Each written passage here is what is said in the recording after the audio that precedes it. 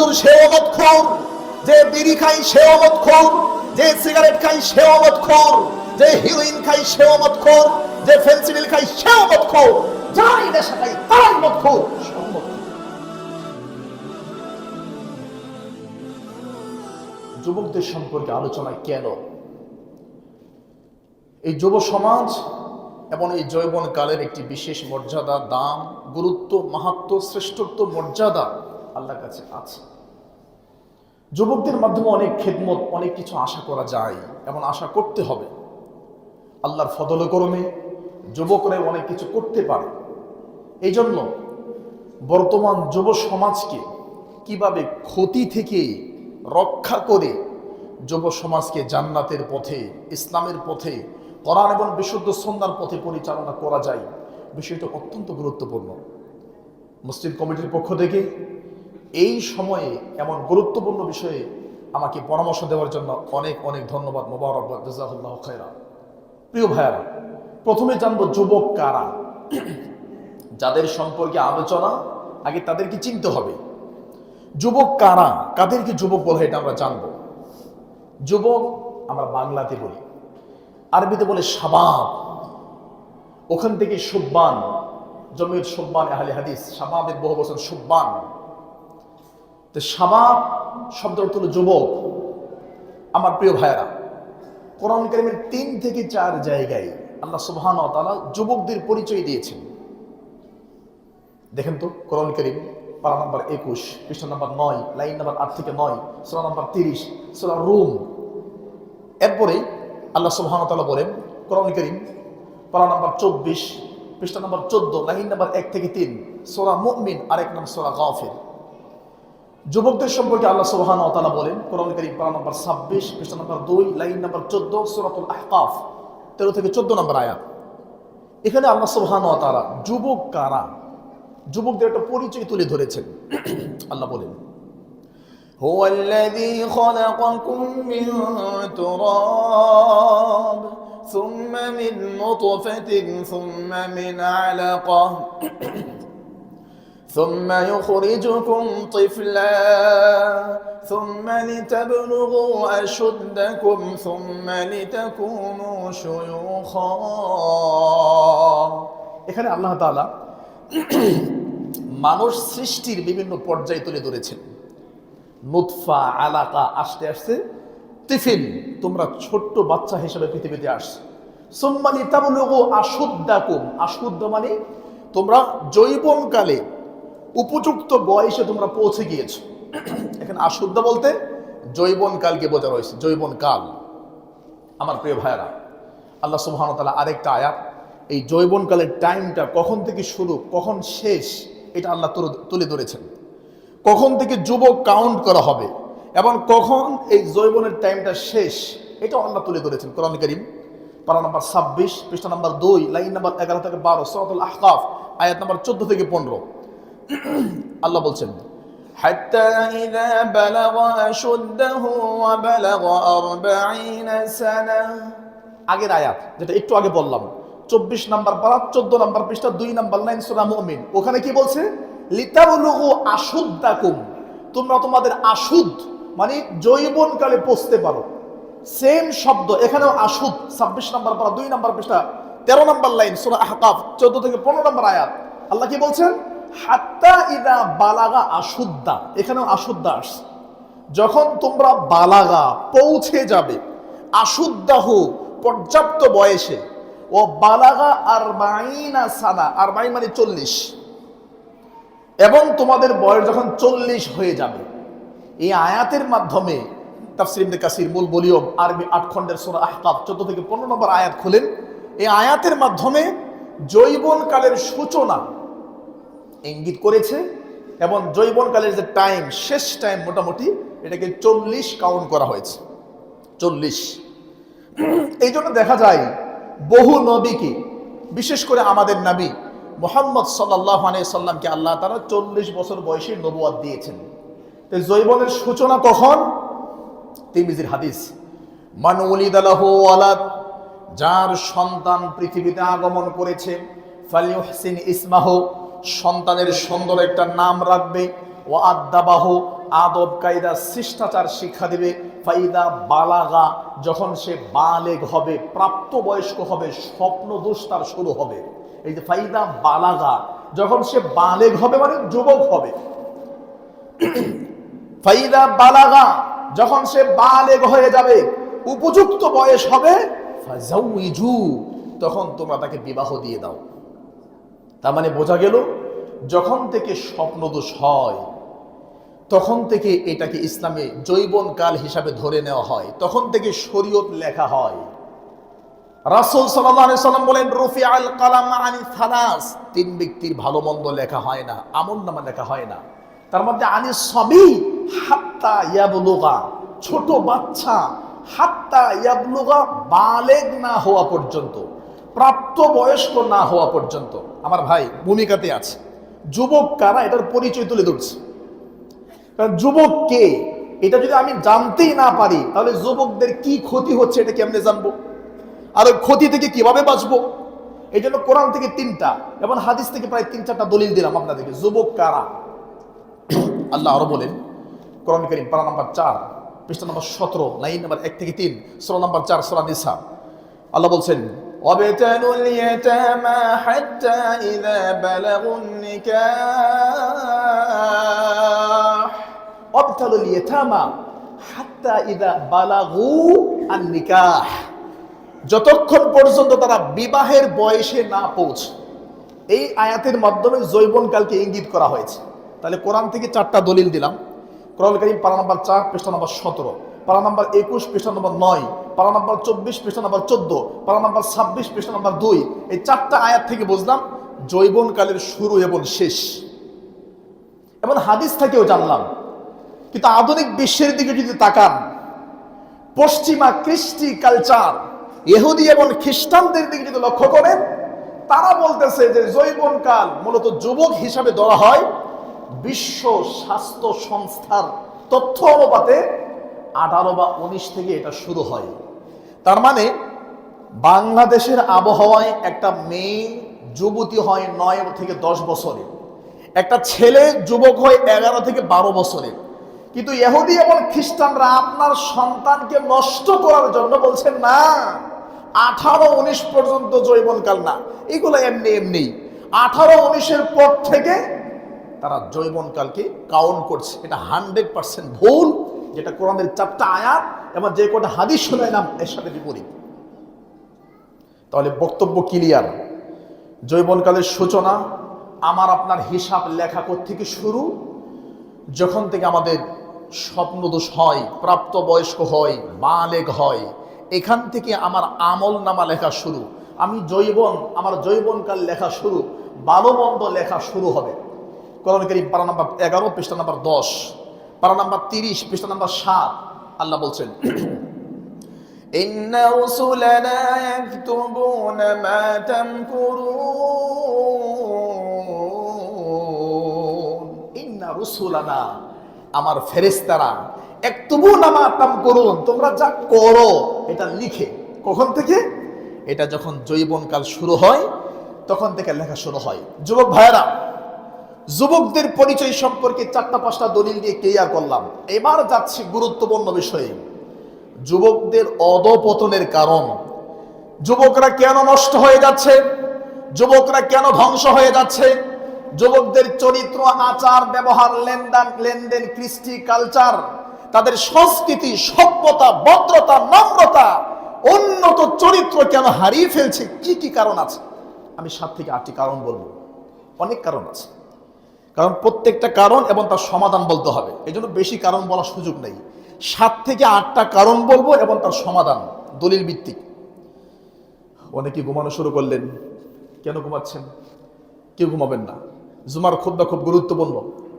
মক্কার 42 বছরের ইমাম ডক্টর আব্দুর রহমান সুদাইস, উনিও যদি আজকে এখানে বসে থাকে আর আমি খুতবা দিই, ওনাকে খুতবা শুনতে হবে। মক্কার 42 বছরের ইমাম ডক্টর আব্দুর রহমান সুদাইস, উনিও যদি আজকে বেড়ায় পূর্বপাড়া মসজিদে আমার সামনে বসে আর আমি নগণ্য মানুষ খুতবা দেই, ওনাকেও খুতবা শুনতে হবে।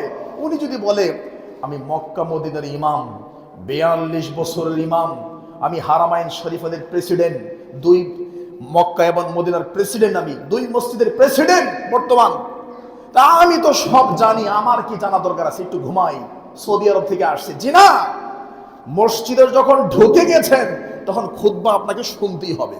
খুতবা শুরুই করলাম না, আপনি ঘুমাচ্ছেন মানে, তাহলে কাকে নিয়ে কথা বলবো? কেউ ঘুমাবেন না, সাবধান। আমার প্রিয় ভাইরা, যুবকদের অধপতন বা ধ্বংসের যে কারণগুলো আছে তার 1 নাম্বার কারণ, ভালো করে মনে রাখবেন, মহাগ্রন্থ আল কোরআন এবং বিশুদ্ধ সুন্নাহর জ্ঞান না থাকা। ভালো করে বুঝেন, এটা কিন্তু খুব গুরুত্বপূর্ণ। কোরআন এবং হাদিসের জ্ঞান না থাকার কারণে যুব সমাজ ধ্বংস হয়ে যাচ্ছে। কোরআন এবং বিশুদ্ধ সুন্নাহর জ্ঞান থাকলে যুবক ধ্বংস হতো না। আবার অনেকের কোরআন এবং হাদিসের জ্ঞান আছে, কিন্তু কোরআন এবং হাদিসের জ্ঞান এটা সালাফে সালেহিন, সালাফি মানহাজ অনুপাতে নাই, মন গড়া বুঝেছে। মন গড়া বুঝেছে বলেই তো হোলি আর্টিজানে বোম মারছে, যেখানে মন চাই সেখানে আত্মঘাতী মারছে। কারণ কি? সে বলছে আমি কোরআন সুন্নাহ বুঝি। হ্যাঁ বুঝে, কিন্তু মন মতো বুঝেছে, সালাফদের মতো বোঝে নাই, যেটা আহাদুল হাদিসরা বুঝেছে। দলিল কি? কোরআন কারীম পারা নম্বর 1 পৃষ্ঠা নম্বর 2 লাইন নম্বর 11, 2 নম্বর সূরা সূরা আল বাকারা 13 নম্বর আয়াত। কোরআন এবং সুন্নাহকে বুঝতে হবে সালাফদের মতো। 1 নম্বর পারা 20 নম্বর পৃষ্ঠা 5 নম্বর লাইন 2 নম্বর সূরা 137 নম্বর আয়াত। কোরআন এবং সুন্নাহকে বুঝতে হবে সালাফদের মতো, মন গড়া বুঝতে হবে না। কোরআন কারীম পারা নম্বর 5 পৃষ্ঠা নম্বর 16 লাইন নম্বর 3 4 নম্বর সূরা 116 নম্বর আয়াত। কোরআন এবং সুন্নাহকে নিজের মতো বুঝতে হবে না, সালাফদের মতো বুঝতে হবে। কোরআন কারীম পারা নম্বর 11 পৃষ্ঠা নম্বর 2 লাইন নম্বর 1 থেকে 3 9 নম্বর সূরা সূরা তাওবা 100 নম্বর আয়াত। কোরআন এবং সুন্নাহকে সালাফদের মতো বুঝতে হবে। 19 নম্বর পারা 20 নম্বর পৃষ্ঠা 15 নম্বর লাইন সূরা নামল 59 নম্বর আয়াত। কোরআন এবং সুন্নাহকে মনের মতো বুঝতে হবে না, বুঝতে হবে সালাফদের মতো। কোরআন কারীম 28 নম্বর পারা 7 নম্বর পৃষ্ঠা 1 থেকে 3 নম্বর লাইন সূরা হাসর 8 থেকে 9 নম্বর আয়াত। কোরআন এবং সুন্নাহকে সালাফদের মতো বুঝতে হবে, যেটা আহলে হাদিসরা বুঝে। যুবক যদি কোরআন সুন্নাহ পড়ে বুঝে, কিন্তু সালাফদের মতো না, বাঙালি স্টাইলে, জিএমবি স্টাইলে বুঝে, জঙ্গিদের স্টাইলে বুঝে, তাহলে এই যুবকের মুখে দাঁড়িয়ে আছে, মাথায় টুপি আছে, কিন্তু ভুল বোঝার কারণে এই যুবক বাঁকা পথে হেঁটে জঙ্গিদের পথ অনুসরণ করে নিজে মরমে জাতিকে মারবে। তার মানে কোরআন সুন্নাহ বুঝলেই হবে না, সালাফদের মতো বুঝতে হবে। যেমন এক পাগলে বলছে, আমরা কেন মাজারে পাহারা দেই? এই যে আমরা যুবকগুলো মাজারে কেন বসে আছি? হ্যাঁ, মাজারে পাহারা দিলে সম্মান আল্লাহ বাড়ায়া দেন, দলিল দিচ্ছে কোরআন থেকে। মজার ব্যাপার হলো এই কবর পূজারীরা এখন দলিল দেয় কেন জানেন? আমাদের কাছ থেকে শিখেছে না। এখন আধুনিক যুগ হয়েছে, এখন ভ্রান্ত পথে জাহান্নামের পথে দাওয়াত দিতে হলে দলিল দিতে হবে, বুয়া দলিল দিতে হবে। এই জন্য এক পাগলে বলছে, কোরআন কারীম পারা নম্বর 15 পৃষ্ঠা নম্বর 14 লাইন নম্বর 11 সূরা নম্বর 18 সূরাতুল কাহাফ বলছে, এখানে আল্লাহ বলছেন ওই যে আসহাবে কাহাফ যারা 309 বছর গুহার মধ্যে ঘুমিয়েছিল। ولبثوا في كهفهم 300 سنين وازدادوا 9। 309 বছর যারা গুহায় ঘুমিয়েছিল, এদের কি পাহারা দিয়েছে একটা কুকুরে, একটা কুকুর পাহারা দিয়েছে। তাদের যুক্তি হলো, যারা গুহার মধ্যে ঘুমিয়েছিল তারা আল্লাহর ওলি, আল্লাহর ওলি না হলে এতদিন ঘুমিয়ে থাকা যায় না। আর আল্লাহর ওলিকে পাহারা দিয়েছে নিকৃষ্ট প্রাণী কুকুর। তা আল্লাহর ওলিকে কুকুরে পাহারা দেওয়ার কারণে আল্লাহ কুকুরের নাম কোরআনে দিয়েছে। আমরা কোরআনকে সোমা খাই মানে কুকুরেরই সোমা খাই, নাউজুবিল্লাহ মিন যালিক। দেখেন দলিল দেখেন। এই জন্য আমরাও শাহজালাল, শাহপরান, শাহ মাকদুম, খান জাহান আলী, বাইজিদ বুস্তামি, ল্যাংটা বাবা, তারা বাবা, বিরি বাবা, সাবি বাবা, আরো যত দরগা এবং মাজার আছে, আমরা যুবকরা এই সমস্ত মাজারে কেন পাহারা দেই? এখানে আল্লাহর ওলি ঘুমিয়ে আছে। আমরা তো কুকুরের মতো এত পাপী, আমরা তো কুকুরের মতো এত পাপী, আমরা এখানে আল্লাহর ওলি ঘুমায় আছে, আমরা তাকে পাহারা দেই। কোরআন থেকে দলিল দিয়ে দিছে। এভাবে যুবকদের ব্রেনকে নষ্ট করছে। কিন্তু বিবেকের কাছে প্রশ্ন, আল্লাহ বলছেন কোরআন কারীম পারা নাম্বার 11 নম্বর পারা 15 নম্বর পৃষ্ঠা 1 থেকে 3 নম্বর লাইন 10 নম্বর সূরা সূরা ইউনূস, ألا إن أولياء الله لا خوف عليهم ولا هم يحزنون। যারা আল্লাহর ওলি তাদের কোনো ভয় নাই, তাদের কোনো চিন্তা নাই। আল্লাহর ওলিদের কোনো ভয় নাই, চিন্তা নাই। তাহলে তোমরা শাহজালাল, শাহপরান, শাহ মাকদুম খান জাহানারী, বাইজিদ বুস্তামের মাজারে বসে, ওখানে মাজারে বসে গাঁজা খাও আর বলছো আমরা আল্লাহ ওলিকে পাহারা দেই। আল্লাহ বলছে ওলিদের পাহারা দেওয়া দরকার নাই, তাদের কোনো ভয় নাই, চিন্তা নাই। তোমাদের কথার সাথে কাজের কোনো মিল নাই, তোমরা মুনাফিক। এভাবেই তারা মানুষকে কোরআনের আয়াত দিয়ে, আয়াত নাম্বার বলে মানুষদেরকে বিপদগামী করছে। আমার ভাইয়ারা, যুবকদের ধ্বংস হওয়ার এক নাম্বার কারণ কি বলছিলাম? কোরআন এবং বিশুদ্ধ সুন্নাহর জ্ঞান নাই, এটা হলো এক নাম্বার কারণ। আজকে যদি যুব সমাজকে কোরআন এবং সহিহ হাদিসের জ্ঞান শেখানো যায়, তাহলে যত সমস্যা আছে সব সমস্যার সমাধান এখানে হয়ে যাবে। কারণ কি? এই জন্য আল্লাহ সুবহানাহু ওয়া তাআলা বলেন কোরআন কারীম 3 নম্বর পারা 4 নম্বর পৃষ্ঠা 14 নম্বর লাইন 2 নম্বর সূরা 269 নম্বর আয়াত, ইউতিল হিকমাতা মান ইয়াশা ওয়া মান ইউতিল হিকমাতা ফাকাদ উতিয়া খায়রান কাসীরা। আল্লাহ যাকে চান তাকেই কোরআন এবং সুন্নাহর জ্ঞান দান করেন। সবাইকে আল্লাহ কোরআন সুন্নাহর জ্ঞান দান করেন না। সুতরাং যেই যুবকের কল্যাণ আল্লাহ চান, যেই যুবকের কল্যাণ, মঙ্গল, উন্নতি, প্রমোশন চান, তাকেই আল্লাহ কোরআন এবং সুন্নাহর জ্ঞান দান করেন। যেমন আল্লাহ যার কল্যাণ চান তাকে বিপদ দেন। দলিল সহিহ বুখারী 5321 নম্বর হাদিস, সহিহুল বুখারী 5336 নম্বর হাদিস, সহিহুল বুখারী 5318 নম্বর হাদিস, সহিহুল বুখারী 5328 নম্বর হাদিস, অসংখ্য হাদিস। আল্লাহ যার কল্যাণ চান তাকে বিপদ দেন, আল্লাহ যার মঙ্গল চান তাকে বিদ্যা দেন।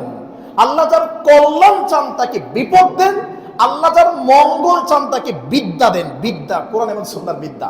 এজন্য যুব সমাজকে নাম্বার 1 কোরআন এবং সুন্নাহর বিদ্যা দিতে হবে, খোরাক দিতে হবে। আমার ভাই, আপনার হাতে পিস্তল আছে, রাইফেল আছে, কামান আছে, আপনার হাতে আরো উন্নত প্রযুক্তির অনেক অস্ত্র আছে, কিন্তু ব্যবহার করতে জানেন না। এই বিদ্যা আপনার ভিতরে নাই।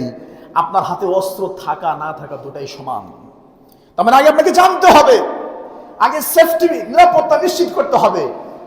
আপনার কাছে জাহান্নামে যাওয়ার অনেক পথ আছে, কিন্তু বাঁচার কোনো পথ আপনার জানা নাই।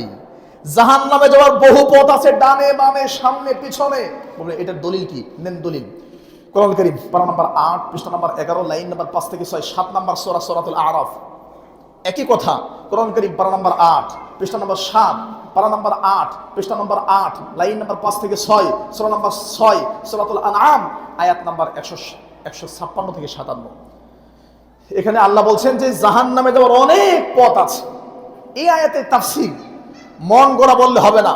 আমি যে কথাটা বললাম এটার তাফসীর খুলেন, তাফসীর ইবনে কাসির, মূল ভলিউম, আরবি 8 খণ্ডের 3 নম্বর খণ্ড 408 নম্বর পৃষ্ঠা 21 নম্বর লাইন, 3 নম্বর খণ্ড 408 নম্বর পৃষ্ঠা 21 নম্বর লাইন খুলেন। এখানে বলা হচ্ছে ডানেও জাহান্নামের পথ, বামেও জাহান্নামে যাওয়ার পথ। জাহান্নামে যাওয়ার সব পথ খোলা আছে। কিন্তু যুব সমাজ যদি নিজেকে জান্নাতের পথ না চিনাতে পারে, যখন তখন যে কোনো মুহূর্তে জাহান্নামের গর্তের মধ্যে পড়ে যাবে। এই জন্য হাতের মধ্যে অস্ত্র আছে, হাতের মধ্যে উন্নত প্রযুক্তির অস্ত্র শস্ত্র আছে, ব্যবহার করার বিদ্যা নাই। এই যুবক যেমন বিপদগামী, জীবন চলার পথে সমাজে ডানে বামে সামনে পিছনে জাহান্নামের বহু পথ খোলা আছে। এই পথ থেকে বাঁচানোর বিদ্যা যদি যুবক অর্জন করতে না পারে, এই যুবক ঠিক তেমনই বিপদগামী। আমার ভাই, একটা পয়েন্ট অনেক সময় চলে গেল। 2 নম্বর পয়েন্ট, যুব সমাজ ধ্বংস হওয়ার 2 নম্বর পয়েন্ট এবং 2 নম্বর কারণ, সেটা হচ্ছে অবৈধ সম্পর্ক, গুপ্ত প্রেম, ভালোবাসা, অবৈধ সম্পর্ক। এটা আমাদের সমাজকে নষ্ট করে ফেলছে। অবৈধ সম্পর্ক, বিবাহের আগে অবৈধ সম্পর্ক চলে, লিভ টুগেদার চলে, রাস্তাঘাটে, হাট বাজারে, সিনেমার হল, থিয়েটার, কলেজ, বিশ্ববিদ্যালয়ে যুবকরা আজকে অন্যায় লিপ্ত হয়ে যাচ্ছে। যুব সমাজ ধ্বংসের 2 নম্বর কারণ, যুবকদেরকে টাইম মতো বিবাহ না দেওয়া। টাইম মতো বিবাহ না দেওয়ার কারণে আজকে যুব সমাজের চরিত্র নোংরা হয়ে গিয়েছে। শুধু নোংরা নয়, আশ্চর্য হবেন, আশ্চর্য হবেন, বর্তমান বাংলাদেশে প্রায় 5 কোটি যুবক 5 কোটি যুবক বর্তমান বাংলাদেশের যারা বিবাহের আগে জেনা করে, দর্শন করে, হোটেলে থাকে, মেয়েদেরকে নিয়ে ঘুরে, ইজ্জত বিক্রি করে, বিবাহের আগেই একাধিক মেয়ের সাথে নোংরামে রষ্টামি করে। বলবেন যে সব দলিল দিন, এটার দলিল কি? এটার দলিল আপনারা গুগল ক্রোমে সার্চ করেন অথবা চ্যাট জিপিটি তাদের কাছে সার্চ করেন যে বর্তমান বাংলাদেশের কত কোটি যুবক বিবাহের আগে খারাপ কাজে লিপ্ত হয়। আপনাকে এই তথ্য ইন্টারনেট দিয়ে দিবে। দলিল ছাড়া কথার কোনো দাম নাই। প্রত্যেকটা কথা আমরা দলিল দিয়ে বলবো, হয় কোরআন, না হয় সুন্নাহ, না হয় সাহাবীর কথা, আর না হয় কোনো পত্র পত্রিকার রিপোর্ট আপনার সামনে উপস্থাপন করবো ইনশাআল্লাহ। তাহলে খেয়াল করেন আমার ভাই, যুব সমাজ ধ্বংসের 2 নাম্বার কারণ টাইম মতো বিবাহ না দেওয়া। টাইম মতো বিবাহ না দেওয়ার কারণে যুব সমাজ ধ্বংস হয়ে যাচ্ছে, অবৈধ সম্পর্কে লিপ্ত হচ্ছে। বাবা বিদেশে থাকে অথবা এই বেড়ায় বাড্ডা এলাকার মানুষ, রাতারাতি সম্পদের দাম বেড়ে গেছে, রাতারাতি 1 কাঠা জমির দাম 3 কোটি টাকা হয়ে গিয়েছে।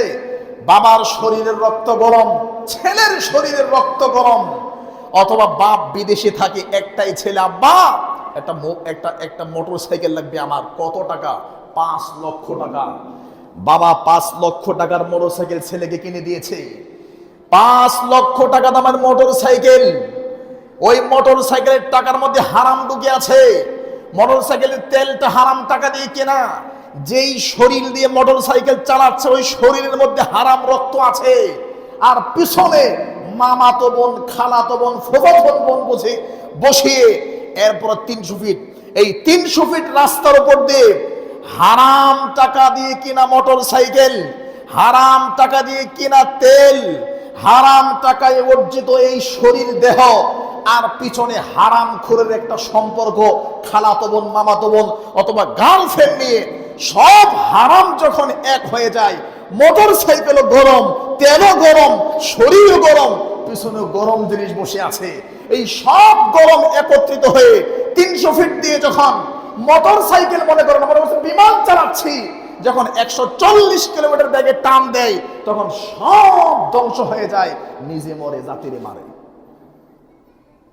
আমি জানি কথাগুলো আপনার গায়ে লেগে যাবে, কিন্তু আল্লাহি প্রত্যেকটা কথার বাস্তবতা আছে, প্রত্যেকটা কথার বাস্তবতা আছে। যুব সমাজ কেমনে ধ্বংস হচ্ছে? আল্লাহ হারাম করে দিয়েছেন 3টা আয়াত, 3টা দলিল। এই সমস্যার সমাধান 3টা 4টা দলিল, কোরআন থেকে 3টা, হাদিস থেকে 1টা। গুনেন, কোরআন কারীম 2 নম্বর পারা 17 নম্বর পৃষ্ঠা 12 নম্বর লাইন, 2 নম্বর সূরা, সূরা আল বাকারা, কোরআন কারীম পারা নম্বর 5 পৃষ্ঠা নম্বর 1 লাইন নম্বর 9, সূরা নম্বর 4 সূরা নিসা আয়াত নম্বর 25। আল্লাহ বলছেন, ওয়ালা মুত্তাখিযাতি আখদান,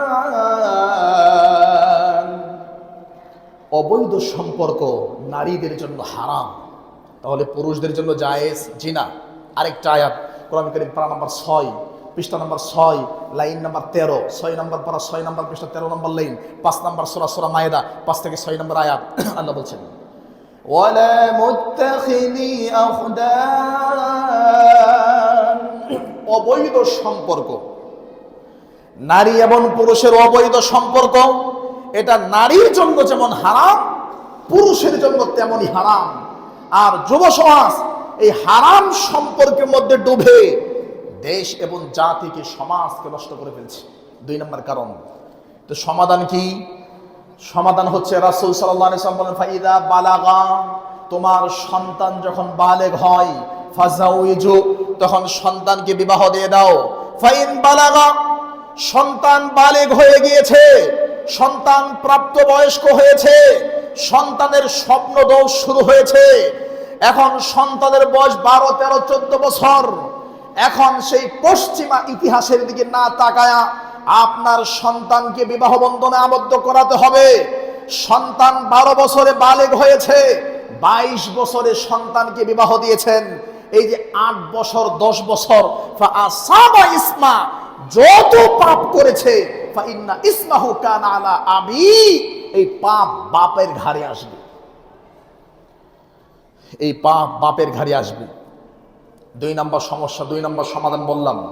3 নম্বর যুব সমাজ ধ্বংসের 3 নম্বর কারণ, আমার ভাইয়েরা, 3 নম্বর কারণ আমরা আরো গুরুত্বের সাথে বলতে চাই, সেটা হলো এই বেকারত্বতা সমাজের মধ্যে বেশিরভাগ যুবক বেকার হয়ে আছে, কাজ নাই। আল্লাহ তাআলা বলেন কোরআন কারীম 30 নম্বর পারা 17 নম্বর পৃষ্ঠা, লাকাদ খালাকনাল ইনসানা ফী কাবাদ। ইন্ডাস্ট্রি ইজ কি টু সাকসেস। আল্লাহ মানুষকে সৃষ্টি করেছেন কাজ করার জন্য। মানুষ কাজ করবে, এটাই মানুষের কাজ। যখন হাতের মধ্যে কাম না থাকবে তখনই আকাম করবে। এই ব্রেনটা যতক্ষণ পর্যন্ত কাজে ব্যস্ত থাকবে ততক্ষণ পর্যন্ত আকাম করার চিন্তা করবে না।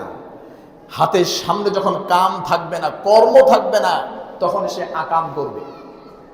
আমার ভাইয়েরা, বেকারত্বটা একটি বিরাট বড় সমস্যা। বর্তমান বাংলাদেশে 17 কোটি 60 লক্ষ মানুষ আছে। বর্তমান বাংলাদেশে 17 কোটি 60 লক্ষ মানুষ আছে। তার মধ্যে প্রায় 11 কোটি মানুষ যারা কাজ করতে পারে, 11 কোটি মানুষ যাদের কাজ করার ক্ষমতা আছে।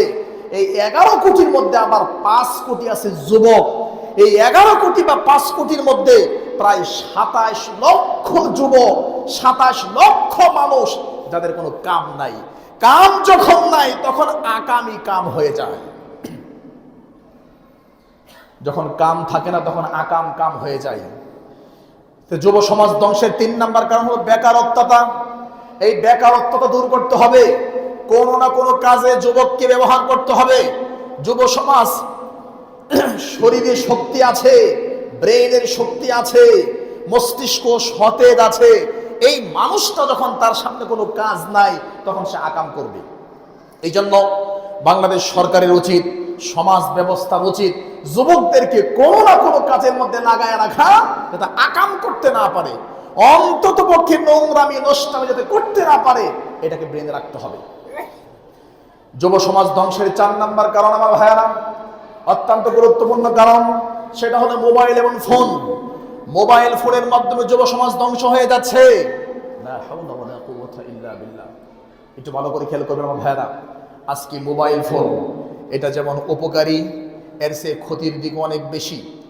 মদিনা বিশ্ববিদ্যালয়ের এক টিচার আমাদেরকে বলেছিলেন, এই যে হাতে একটা অ্যান্ড্রয়েড ফোন আছে, এই ফোনের মধ্যে 98% ভালো জিনিস আছে, মাত্র 2% খারাপ জিনিস আছে। কিন্তু দুঃখের বিষয় হলো 98% ভালো জিনিস থাকার পরেও মানুষ ভালোর দিকে দাবিত হয় না। 2% খারাপ জিনিস আছে, সেদিকেই মানুষ দাবিত হয়। কারণ কি? আল ইনসানু হারিসুন ফিমা মুনিয়া। মানুষ নিষিদ্ধ বস্তুর প্রতি বেশি ঝুঁকে, যেটা নিষেধ বেশি ওটাই মানুষ বেশি করে। বই লিখেছেন, এই বই শুধু প্রাপ্ত কিসের আওয়াজ? বাচ্চা কাচ্চা ডিস্টার্ব, এটা আস্তাগফিরুল্লাহ। ভালো করে খেয়াল করতে হবে। বই লিখে দিয়েছেন, এই বই শুধু যুবকরাই পড়বে, ছোট বাচ্চারা পড়বে না। দেখবেন এই হেডলাইনের কারণে সবাই পড়ে, কারণ লেখা আছে এটা সবাই ধরবে না। ধরবে না কেন? এই জন্য সবাই ধরে। মোবাইলের মধ্যে 98% ভালো জিনিস আছে। মোবাইলের মধ্যে লাখ লাখ কিতাব আছে, লাখ লাখ ফতোয়া আছে, কোরআন মাজিদ আছে, বহু উপকারী বিষয় আছে। 98% ভালো জিনিস থাকার পরে আমরা সেদিকে যাই না, 2% খারাপ জিনিস আমরা সেদিকে দাবিত হয়। এই জন্য মোবাইল ফোন বর্তমান যুব সমাজকে ধ্বংস করেছে মোবাইল ফোন। আপনার সন্তানকে মোবাইল ফোন দিবেন না। আমরা এই ক্ষেত্রে দুর্বল হয়ে গিয়েছি। সন্তানের হাতে মোবাইল ফোন দেওয়া মানে, সন্তানের হাতে মোবাইল ফোন দেওয়া মানে সন্তানের হাতে আপনি একটা পারমাণবিক বোমা তুলে দিয়েছেন। আপনার সন্তান পারমাণবিক বোমা চেনে না, বুঝে না, ব্যবহার করতে জানে না। যেই কোনো সময় পারমাণবিক বোমা ব্রাস্ট হয়ে সন্তান মরবে, সমাজ মরবে। মোবাইলটা তুলে দেওয়া মানে আপনার সন্তান নিজে ধ্বংস হবে, জাতিকে ধ্বংস করবে। এই জন্য পারমাণবিক বোমার কাছে যাওয়ার জন্য যেমন একটা বয়স আছে, বিদ্যা অর্জন করে পারমাণবিক বোমার কাছে যেতে হয়। সবাই পারমাণবিক বোমার কাছে যেতে পারে না, গেলে ক্ষতির আশঙ্কা আছে। এই মোবাইলটাও ব্যবহার করার আপনার ছেলে এবং মেয়েকে মোবাইল হাতে দেওয়ার একটা টাইম আছে। ওই টাইমের আগে যদি দেন তাহলে আপনি নিজে আপনার সন্তানের ক্ষতি করলেন। আমার ভাই 4 নাম্বার 5 নাম্বার বিষয়, যুব সমাজ ধ্বংসের 5 নাম্বার বিষয় হচ্ছে মাদক দ্রব্য সেবন করা। আছে না নেই? প্রচুর পরিমাণ আছে। আমার ভাই, আজকে যুব সমাজ ধ্বংস হওয়ার সবচাইতে গুরুত্বপূর্ণ কারণ, এর চাইতে বড় কারণ আর নাই, সেটা হলো মাদক সেবন করা। মিরপুর আবিজাত এলাকার গত রমজানের আগের রমজানে যেই বটি দিয়ে, যেই দাও দিয়ে মা তার সন্তানকে 25 বছর তরকারি কেটে খাওয়াইছে, ওই দাও দিয়ে সন্তান তার মাকে জবাই করে কম্বলের নিচে শুয়ে আছে। পুলিশ ঢুকে বলছে, কে তোমার মার গলা কেটেছে? বলছে আমি জানি না। বলছে তোমার হাতে রক্ত কেন? বলছে হ্যাঁ আমি মারছি। তার মানে যেই জিনিস খাইলে নিজের মাকে নিজে জবাই করা যায়, যেই জিনিস খাইলে নিজের মার সাথে জানা করা যায়, এটা কেমন কথা? শেখ আব্দুর রাজ্জাক বিন ইউসুফের মাদ্রাসার শিক্ষক। 2015-16 সালে আমি মদিনায় যাওয়ার আগে জুমার খুতবা দিয়ে জামিয়া সালাফে গেলাম। আমার একজন ফোন দিয়ে বলছে, হুজুর একটা ফতোয়া আছে। কি ফতোয়া? বলছে অমুকে তার মার সাথে জেনা করেছে, জেনা করে আপনাকে ফোন দিয়েছে, তার শাস্তি কি হবে? তার মানে যেই জিনিস খাইলে মার সাথে জেনা করা যায়, যেই জিনিস খাইলে বোনের সাথে জেনা করা যায়, যেই জিনিস খাইলে বাবির সাথে জেনা করা যায়, যেই জিনিস খাইলে নিজের হাত দিয়ে নিজের মাকে জবাই করা যায়, যেই জিনিস খাইলে নিজের হাত দিয়ে নিজের আব্বা আম্মাকে জবাই করে ঘরের মধ্যে পুঁতে রাখা যায়। গত মাসের ঘটনা, ময়মনসিংহ ত্রিশাল, আমার এলাকা ময়মনসিংহ ত্রিশাল। সন্তান নিজের আব্বা আম্মাকে জবাই করে ঘরের মাটির নিচে পুঁতে রেখেছে। যেই জিনিস সেবন করলে পৃথিবীতে এমন কোনো কাজ নাই যেটা করা যায় না। যেই জিনিস সেবন করলে 20 টাকার বিনিময়ে বেড়াইদের সবচাইতে কোটি কোটি মানুষটাকে হত্যা করা যায়। কেমনে? ওই যে হিরোইনছি ঘুরতেছে, মনে করেন বেড়াইদের কোটি কোটি টাকার মালিক আপনি, ফজরের নামাজের সময় মসজিদে আসতেছেন, ওই হিরোইনছিকে বলছেন তোমাকে 20 টাকা দিলাম, এই লোকটাকে মারতে হবে। হিরোইনছি 20 টাকা তার অনেক টাকা। রাতের বেলা ফজরের সময় আপনি কম করে শীতের মধ্যে বেড়াইত পূর্বপাড়া মসজিদে জামাতের সাথে ফজরের সালাত পড়বেন। আবু দাউদের 574 নাম্বার এই হাদিসের উপর আমল করবেন। এই জন্য আপনি আসতেছেন, ওই হিরোইনছি 20 টাকার বিনিময়ে আপনাকে জবাই করে দিবে। এটা হলো ওই জিনিস যেটা খেয়ে আপনার ছেলে এবং মেয়ে যুব সমাজ ধ্বংস হয়ে গেছে। তার মানে যারা বিড়িখোর, যারা বিড়ি খায় তারাও মদ খায়, বিড়িখোরও মদ খায়, সিগারেট খোর সেও মদ খায়, যে জর্দা খায় সেও মদ খায়। মসজিদের ইমাম সাহেব যিনি জর্দা খান, আর তাকে জিজ্ঞেস করা হলে জর্দা কেন খান? উনি বলে জর্দা খাইলে কেরাত সুন্দর হয়, জর্দা খাইলে কেরাতের আওয়াজটা ভালো হয়, জর্দা খাইলে মাহফিলের লম্বা সময় ধরে সুন্দর করে বক্তব্য দেওয়া যায়। তার মানে ওই জর্দাখোর হুজুর সেও মদখোর, যে বিড়ি খাই সেও মদখোর, যে সিগারেট খাই সেও মদখোর, যে হিরোইন খাই সেও মদখোর, যে ফেন্সিডিল খাই সেও মদখোর, যাই নেশা খাই তারাই মদখোর, সবই মদখোর। বলেন দলিল কি? শব্দ দলিল দিলেন, নেন দলিল। আমার ভাই 3টা হাদিস, ইবনে মাজাহ মিশকাত হাদিস নাম্বার 3388, 3388 নম্বর হাদিস, মিশকাতের 3388 নম্বর হাদিস, ইবনে মাজাহ 3390 নম্বর হাদিস, ইবনে মাজাহ 3393 নম্বর হাদিস। 3টা হাদিস বিড়িখোর, সিগারেটখোর, হিরোইন, আফিম, জর্দা, তামাক, যারা যেই নেশায় খায় সবাই মদ খায়। মদখোর যেমন পাপী, বিড়িখোর তেমনই পাপী। মদখোর যেমন পাপী, জর্দাখোর ঠিক তেমনই পাপী। যুব সমাজকে ধ্বংস করে দিচ্ছে। আমার ভাই ভালো করে খেয়াল করেন, জুমার খুতবার সময় খুব দ্রুত শেষ হয়ে যাচ্ছে, ভালো করে খেয়াল করেন আমার ভাইয়ারা। যুব সমাজকে ধ্বংসের হাত থেকে রক্ষা করতে হলে আজকে খুতবার পরে এখানে যারা আব্বা আছেন গার্ডিয়ান, নিচে যারা মহিলা আছে বা উপরে যারা মহিলা আছে গার্ডিয়ান, আজকের খুতবার পরে নিজের মনের সাথে যুদ্ধ ঘোষণা করতে হবে। আজকের পর থেকে আমার সন্তানের হাতে বিষ যাবে, বিষের বোতল তুলে দিতে রাজি আছি। মোবাইল তুলে দিতে রাজি নয়। আমার সন্তানদের হাতে বিষের বোতল চাক, কিন্তু বিড়ি সিগারেট যাবে না। এই যুদ্ধ আপনাকে ঘোষণা করতে হবে। কারণ সন্তান যদি বিষ খায়া মারা যায়, মরলে সে একা ক্ষতি করলো, নিজের জীবনটা গেল, এটার ক্ষতি কম। কিন্তু সন্তান যদি বিড়ি খায়া মাথা নষ্ট করে, একদিন সে নিজে মরবে, আপনাকে মারবে, আপনার জামাইরে মারবে, আপনার ফ্যামিলির মানুষকে মারবে, বেড়ায়ের সমাজকে খণ্ড খণ্ড করে দেবে। এই জন্য বিষ খায়া যদি সে মরেও যায়, এটার ক্ষতি কম আছে। কিন্তু বিড়ি খায়া যদি সে পাগল হয়, নিজে মারবে, জাতিকে মরবে। হিসাব ক্লিয়ার। আপনাকে হিসাব করেই কথা বলতে হবে। আমার ভাই, কেন এই কথাগুলো বললাম? নেশাদার দ্রব্য সেবন করা হারাম।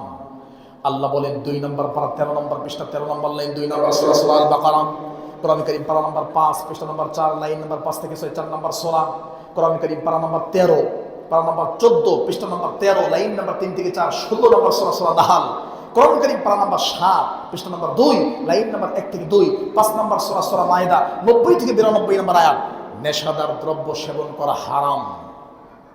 এবার তাহলে বুঝেন, আপনার সামনে আমি কয়েকটা তথ্য দিয়ে খুতবা শেষ করছি। এক বাক্যে তাকায় থাকেন, কেউ ডিস্টার্ব করবেন না। কেন এই কথাগুলো বললাম? আমার ভাইরা, 26শে জুন 2025 যুগান্তর পত্রিকার রিপোর্ট, প্রথম আলোর রিপোর্ট, প্রথম আলো পত্রিকা 26শে জুন 2025 সাল সকাল 10:47 যে খবরটা পাবলিশ হয়েছে, এটাও দলিল দিলাম। প্রথম আলো পত্রিকা 26শে জুন 2025 এই রানিং বছরের সকাল 10:47 যে খবরটি প্রকাশিত হয়েছে, অনলাইন ভিত্তিক পত্রিকা, একটু খোলেন। সেখানে বলা হচ্ছে, সোনার বাংলাদেশে আমাদের সোনার যুবকদের মধ্যে থেকে প্রতিদিন বাংলাদেশে 61 লক্ষ যুবক, 61 লক্ষ মানুষ গাঁজা খায়। প্রতিদিন 61 লক্ষ মানুষ গাঁজা খায়। প্রতিদিন 23 লক্ষ মানুষ ইয়াবা সেবন করে। প্রতিদিন 20 লক্ষ মানুষ মদ পান করে। প্রতিদিন 3,46,000 মানুষ ফেনসিডিল সেবন করে। প্রতিদিন 3,20,000 মানুষ, প্রতিদিন 3,20,000 মানুষ হিরোইন সেবা করে। ভালো করে খেয়াল করেন, 61 লক্ষ মানুষ গাঁজা খায়, 23 লক্ষ মানুষ ইয়াবা খায়, 20 লক্ষ মানুষ মদ খায়, 3,46,000 মানুষ ফেনসিডিল খায়, আর 3,20,000 মানুষ হিরোইন খায়। এটা আপনার দেশের খবর শোনাইলাম, আমার নামে মামলা করার সুযোগ নাই। এটা প্রথম আলো পত্রিকার রিপোর্ট, 26শে জুন 2025 10:47 খবরটি প্রকাশিত হয়েছে। এবার নিজেকে প্রশ্ন করেন, কোন দিকে আপনি আছেন? যুগান্তর পত্রিকার রিপোর্ট 2018 সাল, 2018 সালের যুগান্তর পত্রিকার রিপোর্ট, আজ থেকে আরো 6-7 বছর আগের রিপোর্ট। বাংলাদেশে প্রতি বছরে 1 লক্ষ টাকা শুধু মদের পিছনে খরচ হয়। বাংলাদেশে ইয়াবা ট্যাবলেটের পিছনে 6,000 কোটি টাকা খরচ হয়। বাংলাদেশে আপনার সোনার ছেলে এবং মেয়েরা বিড়ির পিছনে প্রায় 90 লক্ষ টাকা বিড়ির দোয়া খায় উড়াইয়া দেয়। বাঙালি লজ্জা থাকা দরকার, শরম থাকা দরকার, ইতস্ততাবোধ থাকা দরকার, আত্মমর্যাদাবোধ থাকা দরকার, নিজের প্রেস্টিজ সম্মানকে ধরে রাখা দরকার। একটা পদ্মা সেতু করতে গিয়ে 30,000 কোটি টাকা মানুষের কাছে হাত পাততে হচ্ছে। একটা পদ্মা সেতু করতে গিয়ে হিমশিম খেতে হচ্ছে। আমরাই সেই নিমু খারাপ বাঙালি 30,000 কোটি টাকা দিয়ে একটা পদ্মা সেতু করতে অক্ষম হয়ে যাচ্ছি, অথচ 1 বছরে 1 লক্ষ কোটি টাকা শুধু মদের পিছনে, 90 লক্ষ টাকা আপনার ছেলেরা দুয়া খেয়ে দুয়ার পিছনে উড়িয়ে দিচ্ছে। তার মানে বাংলাদেশ যদি দুয়ার টাকা আটকাইতে পারে, বিড়ি এবং সিগারেটের ধোঁয়া, এই ধোঁয়ার টাকা যদি আটকাতে পারে, যুব সমাজকে যদি নেশা থেকে বাঁচাতে পারে, তাহলে এক বিড়ি এবং সিগারেটের টাকা, 1 বছরের বিড়ি এবং সিগারেটের টাকা দিয়ে 3টা পদ্মা সেতু হবে। এক বিড়ি এবং সিগারেটের টাকা বন্ধ করতে পারলে 3টা পদ্মা সেতু হবে। তার মানে আমার ভাই এখানে কি কি করলেন? 1, নিজের ক্ষতি করলেন। 2, স্ত্রী সন্তানের ক্ষতি করলেন। 3, দেশের টাকা নষ্ট করলেন। 4, অপচয় করলেন। 5, ফলাফল কি? নিজে মরলেন, আব্বা আম্মাকে নিয়ে মরলেন। 6, যারা বিড়ি খায় কাউকে মারে নাই, কিন্তু দিন দিন রাতে রাতে ক্যান্সার হয়ে মারা গেছে, এরাও আত্মহত্যাকারীর মতো। কেন আত্মহত্যাকারীর মতো? মসজিদের এই ফ্যানের মধ্যে একটা রশি দিয়ে আপনি ফাঁসি টানিয়েছেন, ফাঁস টাঙিয়েছেন। আপনি মসজিদের এই ফ্যানের মধ্যে রশিতে আটকে যাবেন। এখানে ফাঁস টাঙ্গায় যদি আপনি মারা যান, মরতে চান, মরতেও পারেন, বেঁচেও যেতে পারেন। ইমাম সাহেব, মুয়াজ্জিন সাহেব দেখে ফেলতে পারে যে এটা কে, তাড়াতাড়ি বাঁচানোর চেষ্টা করবে। তার মানে যেই লোকটা আত্মহত্যা করার জন্য ফাঁসির কাস্টে ঝুলে, ওই লোকটা যেমন পাপী। আপনি আজকে 30 বছর ধরে বিড়ি খান, 30 বছর ধরে সিগারেট খান, 30 বছর ধরে দেশি বিদেশি মদ খান, আপনি ওই আত্মহত্যাকারীর চেয়ে বেশি জঘন্য। কারণ কি? আপনি জানেন বিড়ির গায়ে লেখা আছে এটা খাইলে মস্তিষ্ক নষ্ট হয়, এটা খাইলে কিডনি নষ্ট হয়, এটা খাইলে ফুসফুসে নষ্ট হয়, ধূমপান মৃত্যু ঘটায়, এটা লেখা আছে। ওই আত্মহত্যাকারী যেমন পাপী, আপনি ঠিক তেমনই পাপী। যুব সমাজ ধ্বংসের অনেকগুলো কারণ, তার মধ্যে লাস্ট কারণ, আমি লম্বা করে ফেলছি, আস্তাগফিরুল্লাহ, ক্ষমা করুক। লাস্ট কারণ সেটা হলো কয়েকদিন পরে শুরু হবে 31st নাইট ডে। বিশ্ব 31st নাইট ডে মানে এই বছর শেষ, নতুন বছরকে আলিঙ্গন করবে, নতুন বছরের সাথে মোলাকাত করবে। কেমনে? ঢাকার আশপাশে যত জায়গা আছে সারা বাংলাদেশে পটাশবাজি চলবে, সারা বাংলাদেশে মদ পান করা চলবে, সারা বাংলাদেশের রাস্তাঘাট, হাট বাজার, সিনেমার হল, থিয়েটার, কলেজ, বিশ্ববিদ্যালয়, সারা বাংলাদেশে জেনা এবং ব্যভিচার দিয়ে ভরে যাবে। বিভিন্ন ইউনিভার্সিটিতে পতিতালয়ের মেয়েদেরকে নিয়ে আসবে, এরা নাচানাচি করবে, ড্যান্স দিবে। রাত যখন 12টা হবে, 25 সাল শেষ হবে, পাগল হয়ে ও মাদের মতো 25 সালকে বিদায় দিয়ে 26 সালকে বরণ করবে। এরা যদি পশু না হয়, এরা যদি জঘন্য, নগণ্য, নিকৃষ্ট, নোংরা না হয়, তাহলে পৃথিবীতে নোংরা আর কি আছে? এতবার ভূমিকম্প হয় কেন আমি জানি না। বললে আপনারা আমার মুফতি কাজী ইব্রাহিম বানাই দিবেন, বলবেন ভূমিকম্পের হুজুর। জি না, আমি বলছি না এই কারণে হয়, তবে মনে হয় বারবার ভূমিকম্প হওয়ার কারণ এটাও হতে পারে কেন? নবী বলেছেন, তিরমিজি 2212 2212 নম্বর হাদিস, সিলসিলা সহিহা 1604 নম্বর হাদিস, মদ পান করলে, জেনা ব্যভিচার বেড়ে গেলে বারবার ভূমিকম্প হবে। বাংলাদেশে সরকার অনুমোদিত 13টা বেশ্যাখানা আছে, সরকার অনুমোদিত প্রায় 13 থেকে 14টা পতিতালয় আছে, যেখানে আপনি নিরাপত্তার সাথে ঢুকবেন, 100 টাকা দিয়ে আপনার জেনা করে চলে আসবেন। নাউজুবিল্লাহি মিন যালিক। শুধু বাংলাদেশের রাজধানী ঢাকাতে প্রায় 400 আবাসিক হোটেল আছে। 400 আবাসিক হোটেলে 4 জন করেও যদি জেনা করে, তাহলে কতগুলো মানুষ হয়? নিয়মিত এই মানুষগুলো জেনা করছে, আর এখানে যুব সমাজ ঢুকে নিজের চরিত্র বিক্রি করছে। আমার ভাই, জুমার খুতবা লম্বা করার সুযোগ নেই, বিনয়ের সাথে হাতে এবং পায়ে ধরে আমি ছোট্ট মানুষ এ কথাই বলতে চাই, যদি আপনি বাঁচতে চান, পরিবার বাঁচাতে চান, সমাজ রক্ষা করতে চান, তাহলে আপনার ছেলেকে, আপনার মেয়েকে যেই কোনো মূল্যে নেশাদার দ্রব্য থেকে বাঁচাতে হবে, অবৈধ সম্পর্ক থেকে বাঁচাতে হবে, বেকারত্বতা দূর করতে হবে, টাইম মতো বিবাহ দিতে হবে, কোরআন এবং বিশুদ্ধ সুন্নাহর জ্ঞান দিতে হবে। এটাই হলো আজকের জুমার সংক্ষিপ্ত খুতবার বিষয়। কিন্তু দুঃখের বিষয়, এত দূর থেকে কষ্ট করে আমরা আসলাম, আপনারা টাইম মতো আসেন নাই। খুতবা শুরু করেছে মাত্র 2 কাতার মুসল্লি দিয়ে, এখন মসজিদ ভরে গেছে। কেন? কি হয়েছে আপনাদের? ডক্টর আব্দুর রহমান সুদাই যদি টাইম মতো এসে খুতবা শুনতে পারে, আপনি এত বড় বিদ্বান হয়ে গেলেন, লেট করে আসলেন কেন? সাবধান, জুমার খুতবা, এটা খুতবা শুনতে হবে ফরজ। আগামী খুতবা থেকে টাইম মতো আসতে আপনি বাধ্য। আপনি মুসলমান, এই মুসলমানের উপর আরেকটা পরিচয়, আপনি আহলে হাদিসের বাচ্চা। আপনার শরীরের মধ্যে আহলে হাদিসের রক্ত আছে, আহলে হাদিসের রক্ত থাকার পরে আপনি খুতবায় দেরি করেন মানে সাবধান, খুতবায় দেরি করবেন না। আমরা যদি জীবন বাজি রেখে তো দূর থেকে এসে খুতবা দিতে পারি, আপনি দেরি করলেন কেন? আমার ভাই, বিনয়ের সাথে অনুরোধ জানাবো, জুমার খুতবা শোনেন, মূল্যায়ন করেন, জীবনকে পরিবর্তন করেন। আর আমি কথা এভাবেই বলি, আমাকে আবার কেউ দাওয়াত দিবে আর দিবে না এই চিন্তাই ব্রেনের মধ্যে নাই, এইভাবেই কথা বলি, বলতে হবে।